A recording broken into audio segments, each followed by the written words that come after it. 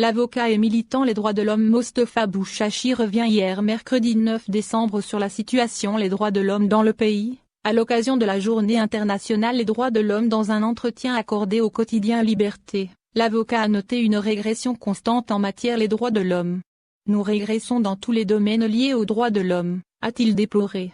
Dans son constat, M. Bouchachi souligne que la parole est bridée, la liberté d'expression est interdite, les journalistes sont emprisonnés pour l'exercice de leurs fonctions.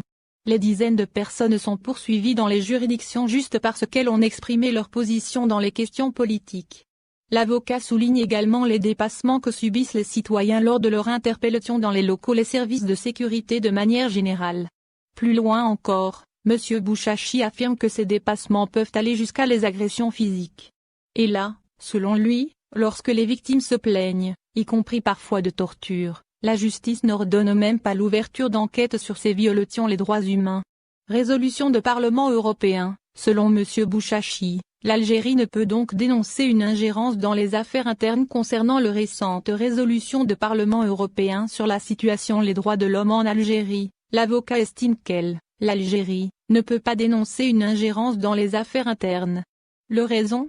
L'Algérie, à l'instar de tous les pays dans le monde, a accepté le principe selon lequel la communauté internationale a un droit de regard sur la situation des droits de l'homme, a expliqué le juriste. Sur ce même point, il précise que l'Algérie a signé un accord d'association avec le Parlement européen qui stipule, dans son article 2, que les États européens s'engagent à aider les pays signataires. Mais en contrepartie, les États partenaires doivent s'engager à respecter les droits et libertés. Pour lui, au lieu de soulever toute cette tempête, les autorités feraient mieux de respecter les droits des citoyens. Dans ce cas, personne ne pourrait intervenir.